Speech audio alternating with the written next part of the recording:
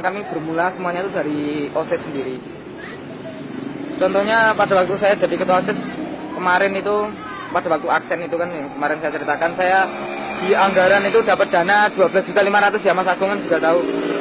Tapi sama sekolah itu dipotong 2,5 juta. Lalu kami tanya, Pak, kenapa kok dipotong 2,5 juta? Loh, ini kan buat makan para pembina. Kamu nggak tahu kan, kamu kan belum merasakan jadi orang dewasa. Sekarang kan para pembina kan juga punya anak gini-gini lah. Saya tanya ke pembinanya, Pak, apa benar Bapak minta uang untuk kegiatan ini? Oh enggak, saya nggak pernah minta. Nah, saya kembali lagi ke Wakaseknya, Mas Agung. Lalu dipotong 500.000. Saat itu kita juga masih nggak terima, kenapa masih dipotong 500.000? Tapi ya udah, kita mengalah daripada nggak dapat apa-apa. Jadi pada waktu itu kita disuruh tanda tangan kwitansi 12.500.000, padahal kita cuma dapat 12 juta.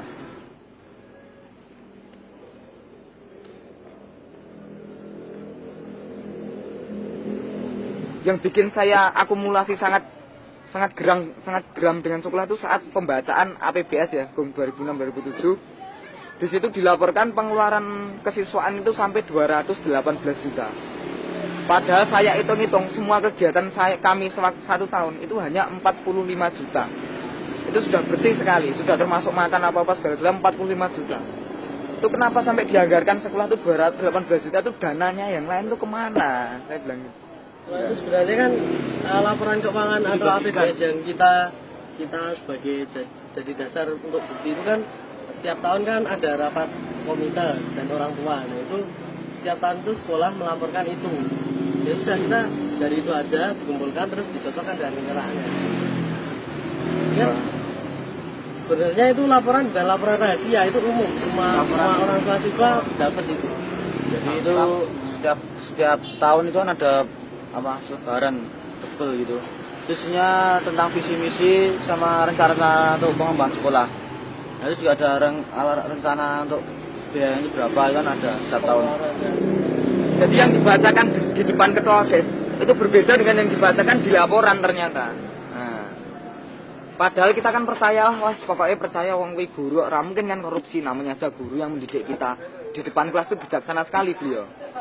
Tapi setelah kita tahu jadi OSIS, ternyata mereka itu tidak sebaik di depan kelas ternyata. Ya udah. Jadi itu kita tuh nggak ada takutnya sedikit pun. Sekarang tuh kita tetap menghormati beliau di depan kelas sebagai guru, kita tetap menghormati. Tapi di luar kelas, kalau kita membahas masalah koridor tentang keuangan, tentang kebijakan, kita nggak pernah kompromi. Kita tetap tegas pada pendirian kita. Kita nggak pernah mau diajak kompromi kalau masalah itu.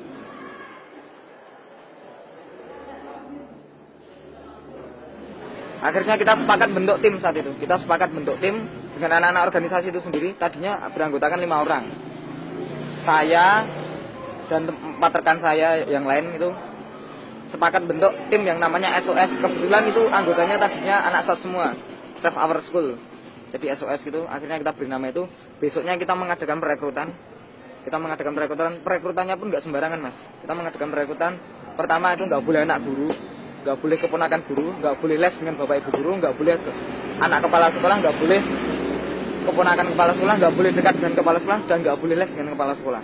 Itu soalnya kepala sekolah ini juga mengadakan les, sama nggak lucu, Mas. Menangan yang les di kepala sekolah. Kita target 3 minggu, kita sudah harus meledakkan gerakan ini. Benar, kita target 3 minggu, kita kumpulkan semua bukti-bukti. Kita bentuk, ada yang namanya tim informan, tim bukti, tim publikasi, dan tim media massa. Kita bentuk tim itu, semuanya kita beri job description masing-masing. Udah akhirnya H-1 seminggu ya, kita tuh sudah punya bukti lengkap. Dan H-2 itu kita sudah selesai merancang daftar pertanyaannya. Seperti jaksa itu kita rancang daftar pertanyaannya. H-1 itu Mas Agung mempersiapkan acara dan semua peralatannya disiapkan oleh Mas Agung. Dan hari H, saat itu hari Senin tanggal 24 ya, 24 Maret kita ledakkan. Satu Solo harus tahu. Mereka jadinya tahu apa uang mereka itu salah gunakan, apa emang benar untuk hal-hal yang positif untuk sekolah. Tapi ternyata ya kenyataannya menyimpang. Sebenarnya juga bukan cuma orang tua yang menunggu hasil kita. Dari tahun ke tahun setiap murid itu, setiap organisasi, orang ikut organisasi itu sudah menunggu aksi kita ini.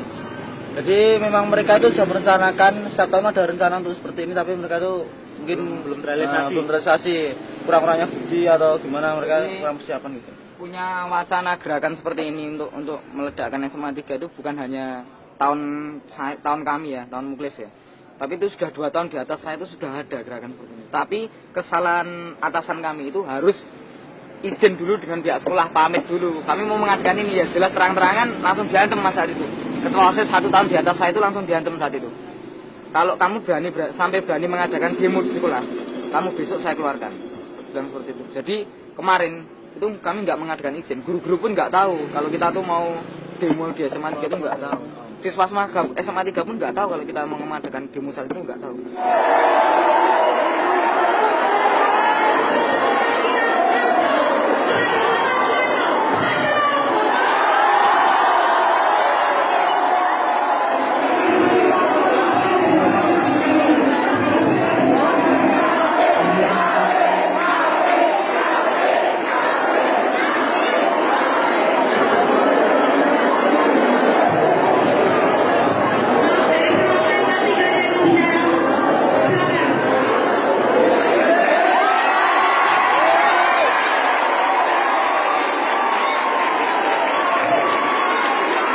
Lihatlah kenyataannya, faktanya itu seperti ini, gitu loh. Jadi supaya mereka tuh tahu, biar nggak hanya anak-anak organisasi yang memikirkan ini. Jadi mereka tuh biar tahu semua ini loh keadaannya SMA 3. Biar orang Solo tuh tahu, anak-anak di SMA 3 tuh nggak main-main. Kita tuh butuh bantuan, tolonglah Pak. Makanya kita ledakan ke media massa, kita ledakan ke Solo.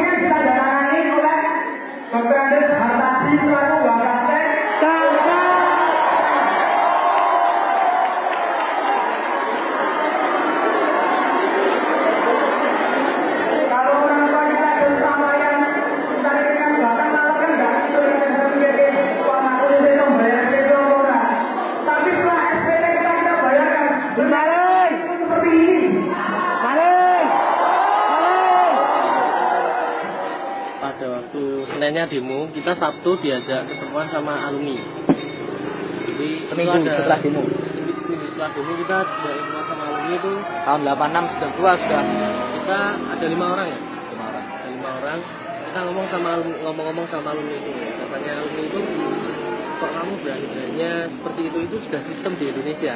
Kamu tuh jangan main-main. Kamu jangan main-main, itu sudah sistem di Indonesia. Kalau kamu mau merubah, percuma karena itu sudah sistem di Indonesia. Katanya seperti itu. Sudah ya. Terus kami juga bilang, oh makanya Indonesia sekarang tuh bisa bobrok seperti ini ya Pak ya, karena orang-orangnya Indonesia 20 tahun ke atas di atas saya ini orangnya seperti anda ini, makanya Indonesia seperti ini sekarang. Nah, terus Rio-nya bilang, ya mungkinlah Pak, Bapak bisa bilang, Rio yang bilang saat itu, mungkinlah Bapak bisa bilang itu sudah sistem. Tapi kan kita paling nggak lebih bagus Pak, kita sudah mulai mengadakan perubahan walaupun di sekitar kita dulu.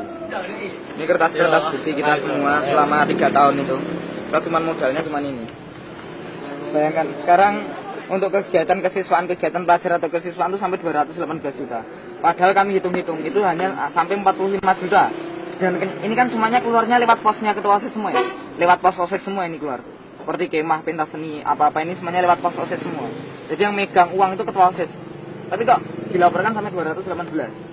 Pengadaan peralatan multimedia menggelar olahraga. Itu multimedianya tuh ruangnya tuh sampai sekarang nggak ada. Itu kok sampai ada pengadaan peralatan. Setiap tahunnya itu ada pengadaan peralatan multimedia, meblar dan olahraga. Setiap tahunnya tuh ada seperti ini Mas. Jadi Sama persis. kalau kita perhatikan di sini kayak seperti di copy paste. Seperti di copy paste Pak. Ada peralatan multimedia, meblar dan olahraga, ada peralatan multimedia dan olahraga.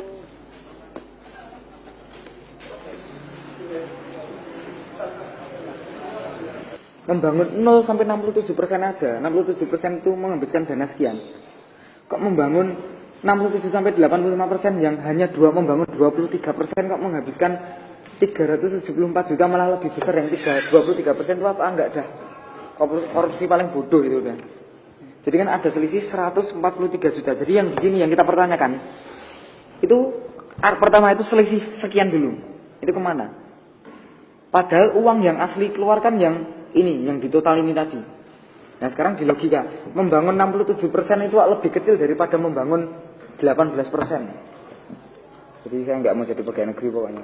Pegawai negeri mungkin kalau bisa kaya tuh, nah itu dari mana? Itu kalau bisa kaya berarti kan itu yang ditanyakan loh, kok itu pegawai negeri dengan gaji sekian kok bisa kayak gini ini. Nah itu saya nggak mau jadi seperti itu.